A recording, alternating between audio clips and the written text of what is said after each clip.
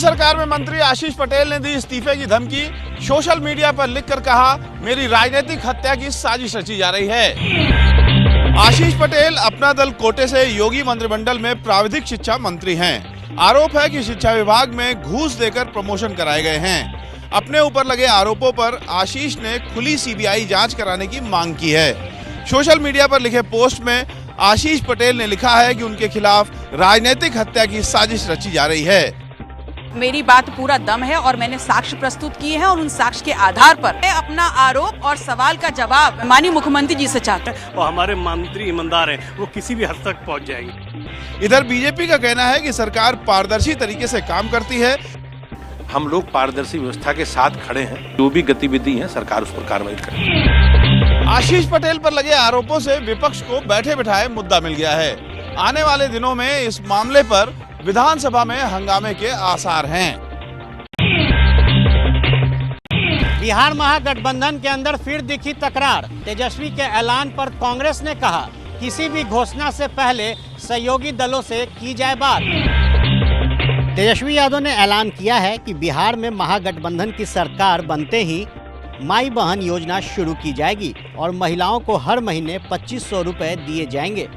तेजस्वी के इस ऐलान पर कांग्रेस ने आरजेडी को गठबंधन धर्म याद दिलाया है।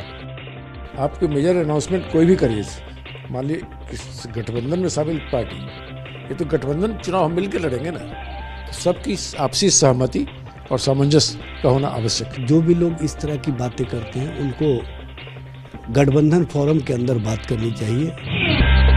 बिहार कांग्रेस ने आरजेडी के सामने एक और मांग रखी है, जिसमें कहा गया है कि सरकार बनने पर 2 डिप्टी सीएम बनाने होंगे, जिसमें एक डिप्टी सीएम मुस्लिम वर्ग से होगा और एक सामान्य वर्ग से।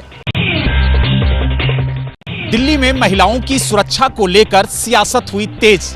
निर्भया कांड की बरसी पर आम आदमी पार्टी ने लगाई महिला अदालत।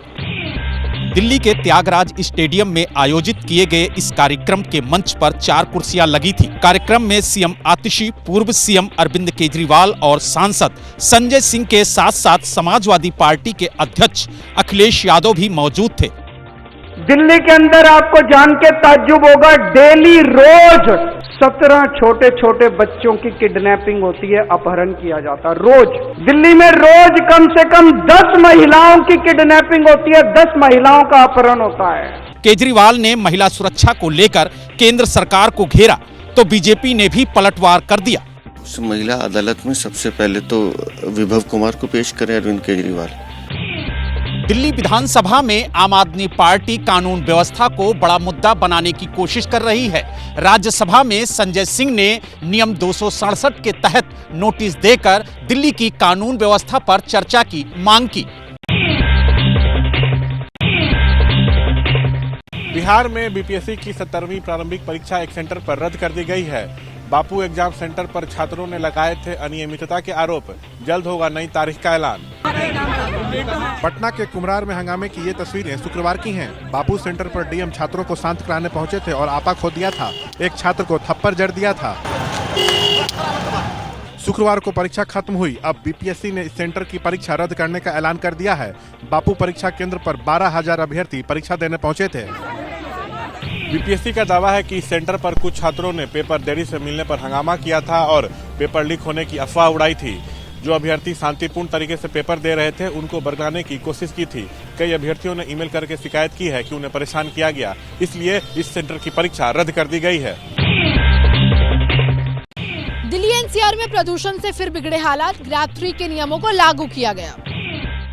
इसका मतलब ये हुआ कि निर्माण कार्यों में पूरी तरीके से रोक लगा दी गई है। S3 पेट्रोल और BS4 डीजल गाड़ियों पर प्रतिबंध रहेगा। 5वीं क्लास तक स्कूल हाइब्रिड मोड यानी कि ऑनलाइन और ऑफलाइन दोनों में चलेंगे। दिल्ली रजिस्टर्ड छोटे मालवाहक गाड़ियों पर रोक रहेगी। सिर्फ जरूरी सेवाओं से जुड़े मालवाहक गाड़ियों को छूट रहेगी। साथ ही केंद्र सरकार अपने कर्मचारियों को ऑफिस टाइमिंग में बदलाव करने का फैसला ले सकती है। सुप्रीम कोर्ट का कहना है कि प्रदूषण के मसले में उसकी सुनवाई केवल दिल्ली एनसीआर तक सीमित नहीं रहेगी। देश भर में प्रदूषण को लेकर सुप्रीम कोर्ट सुनवाई करेगा। फिर रफ्तार पकड़ रहा है किसानों का आंदोलन। 18 दिसंबर को पंजाब में रोकी जाएगी रेल। आज ट्रैक्टर चलाकर हुआ प्रदर्शन। हरियाणा के कई जिलों में किसानों ने इसी तरह ट्रैक्टर मार्च निकाला और एमएसपी की मांग को बुलंद किया। किसान नेता सरवन सिंह पंधेर ने 18 दिसंबर की रेल रोको आंदोलन का ऐलान कर दिया। 12 से 3 के बीच रेल जाम करिए, ये लाखों जैसी संख्या हम लोग यहाँ बैठाएं। बीते कुछ दिनों में आंदोलन पर बैठे किसान 3 बार दिल्ली में एंट्री की कोशिश कर चुके हैं, लेकिन हर बार विफल हुए हैं।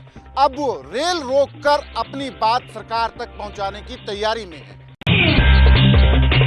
गुरुग्राम में 2 गुटों के बीच हुआ झगड़ा, उपद्रवियों ने कार में लगाई आग। रविवार की रात 2 गुट रेस्टोरेंट में खाना खाने पहुंचे थे, तभी मामूली बात पर झगड़ा शुरू हुआ और झगड़ा इतना ज्यादा बढ़ गया कि एक गुट ने रेस्टोरेंट के बाहर खड़ी गाड़ियों में आग लगा दी। दरअसल झगड़े के बाद दोनों गुट रेस्टोरेंट से चले गए थे, लेकिन सुबह फिर से हंगामा शुरू हुआ और कई गाड़ियों में तोड़फोड़ भी की गई।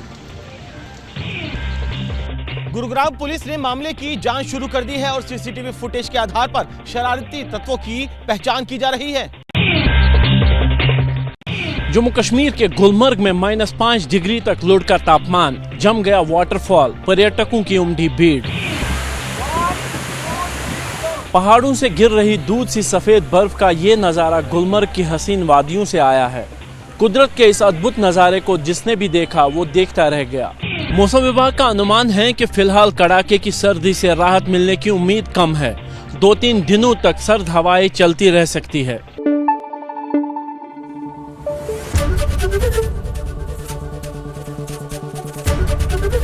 एबीपी न्यूज आपको रखे आगे।